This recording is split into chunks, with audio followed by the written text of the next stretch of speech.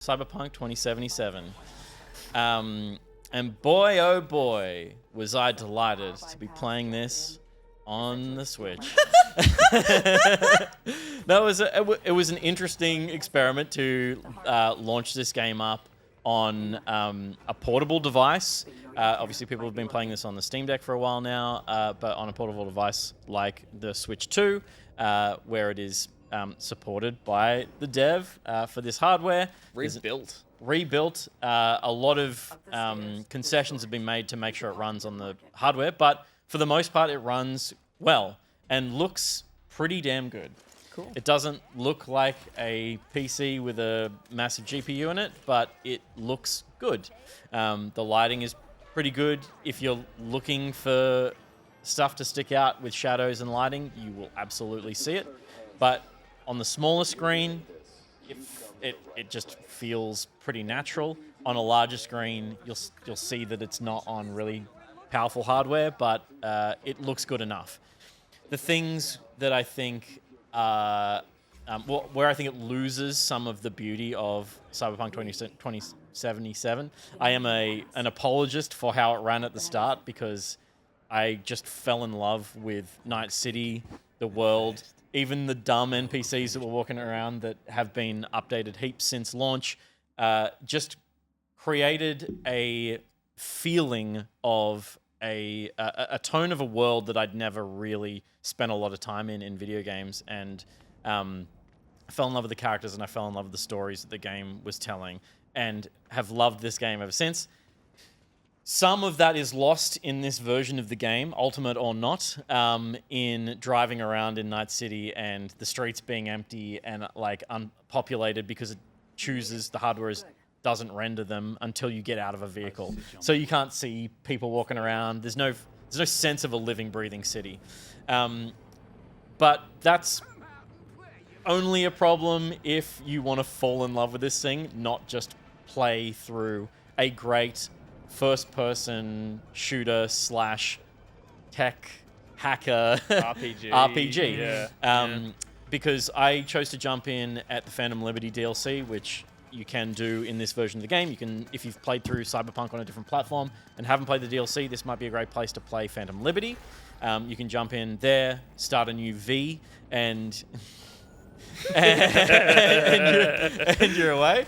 I was playing with a Pro Controller. I played this game on PC with a mouse and keyboard, and I think that is the best way to play this game, but the controller worked okay.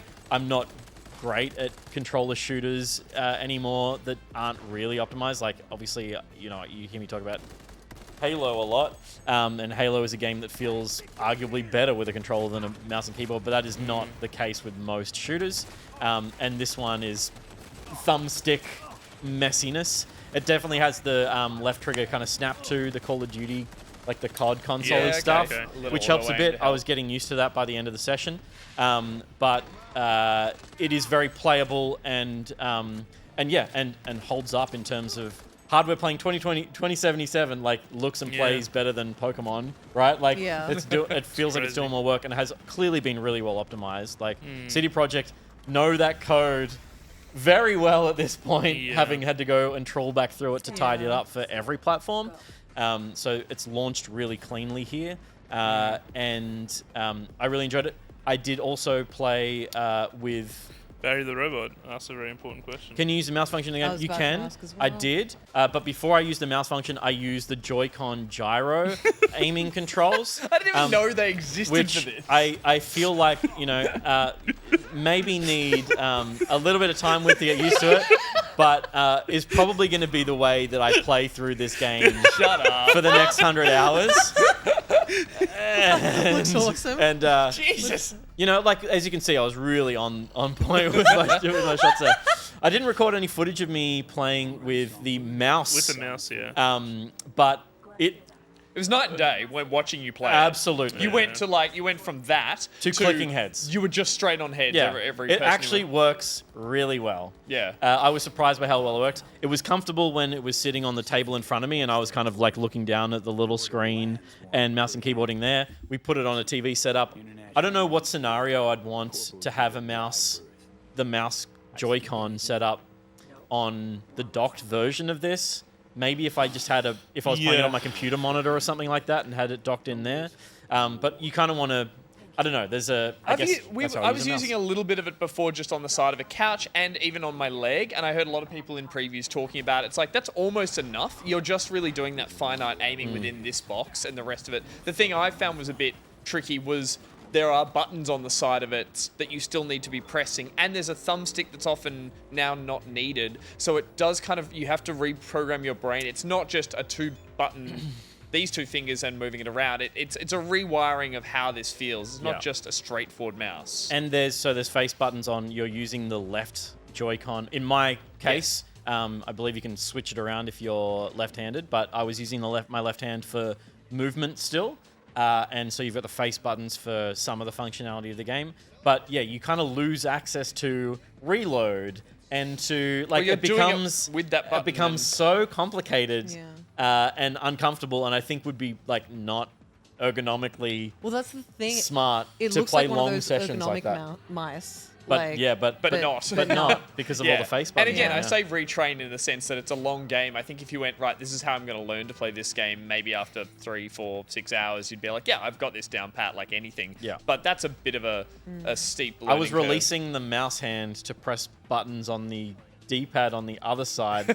For whatever reason, I was like, I what is can't wait. happening? Someone's going to 3D print some fat enclosure Docks, to make them feel like Totally. mice. A mouse dock would be perfect, honestly. Surprised there's I'm excited to play Samus, Or a dock like mouse. just to play Metroid with a mouse like that. Yeah, That'd I'm be keen to fun. try Fortnite. I'm Yeah. so Yeah. excited because Fortnite historically runs like doo-doo ass on the Switch. it really does. And yeah. like not having the mouse controls, Totally, it's but rough. you do mention the Metroid preview. People were talking about that because it does feel like you would need to use both functionality, and it was a case of playing and switching for shooting and then back to whipping with another control. So some first-party Nintendo stuff that's made utilizing it, whereas this is trying to emulate a mouse and keyboard. Well, a mouse control. And doing an okay Just job. quickly, while you guys please continue with your point, but I just want to, this is the footage demonstrating how empty these streets are. Yeah. The game Right. looks beautiful, but there's nothing in it. There's Yeah. nothing in the world. Or things just like popping in like that when they're not in your Kona vision. I think what I'm excited about with Metroid is the fact that,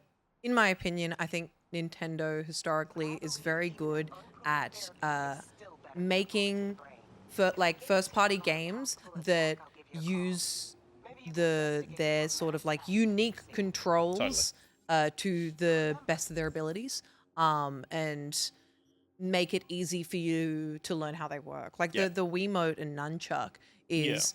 You look at it now, I mean, you look at it back then, you're like, what the heck? But the amount of Nintendo first-party games that use those perfectly, WarioWare is a great example. I think, but sorry, back on this, just briefly. No, I think the point is that, like, the developers, they deserve, like, CD Projekt Red were, like, first-party.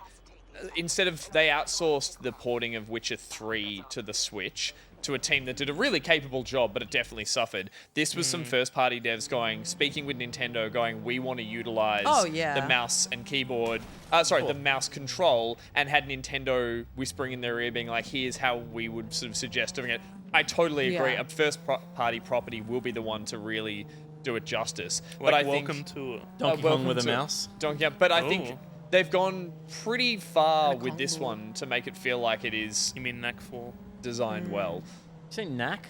Yeah. That's a PlayStation game, you Jesus, freak. man. This is and the I'll have Nintendo you know, episode. Get the outta next one here. in line would be Knack 3. Okay, That's true. So Okay. Yeah, well, that's why 4's coming out. I'm not a real The Knack other thing head. is, I played. Someone pointed out previously in the chat. They said this looks like how it ran on PS4. Disagree. I had it on PS4. It was unplayable. Really? I didn't have a PS. No, sorry. I played it on PS3. Because it was there's 3 your problem. and 4. There's your problem right there. And I had it on 3 first, and No, it was because 4 or 5. It was the 4-5 generation. No, it wasn't. It was I Xbox remember One. because I was working at JB. Was it? I Yeah, was it working did at JB 3, when 4. it came out. No way. You remember got how old that an fucking thing is? It got an upgrade for the Xbox Series and the PS5, but it originally came out on 3 and 4. point is, I tried playing this on 3. It's No, not on no, 3. it's just on 4. Yeah, you guys are crazy. Is it 4? It was Four, 4, yeah. Xbox One, and Remember what the PC. three Oh my God, was? The three was a big monolith black yes, monster. Sorry. Yeah. It is Yeah. not the 3. Sorry. no way. Yeah. Sorry. It was 4 4. was But unplayable. it was unplayable. Vega points. 4 points to out. 4 Pro, yeah, that happened. So that's right, yeah. And I tried it on What 4 year and is it it? did not work. And it ruined my getting into that game. I was really upset because I was really excited to play it. I only had a 4. I played it. It broke it. You had a 3 though. I had a 3 as well. What year did it come out? It is substantially better on this system than the 4. When did it come out? What year did it come out? 2016? What year? Yeah. No, like 2020. Yeah. Yeah. Barry says, yeah, 2020. This game Yeah. is not old. No, what no, are you no. crazy people doing? Oh, You're right. well, to be fair, it was I in was- production for a very long Yeah. time. Well, That's not fair. It came out in 2020. My Yeah. point Don't remember. is Yeah. that I tried it It wasn't on a real year. I tried it on 4. I gave up on it. I tried it on my PC. My PC's not great either. Yeah. It doesn't run great on it. I gonna bought play it this on the Switch. on the Switch. It's $120 because it comes with the DLC. How much? 120. Well, it's the ultimate edition. It's the Ultimate Edition. I paid for it, And it has mouse support now. and it has so no that's good. support. I don't know that there aren't meant to be people on the streets. Yeah, you I don't don't know that the lighting is meant to look in a certain way. The kids won't know it either. because I didn't play those the The nice amount of version. screenshots I took in that fucking game. Totally. Oh. I am going to play this on Switch. I had a similar experience though. When I first played it, I played it on a PC, and my PC wasn't great at the time, and it was badly optimized on launch, and it ruined it, and I didn't touch it for 12 months. And so Yeah. I'm going to be happily taking a pared back version of it that runs smoothly and maybe burns through my battery, but I'm going to see how far I get through finally enjoying Cyberpunk. This thing's dead now, by the way. It's on we've been talking for so long. The batteries are shot.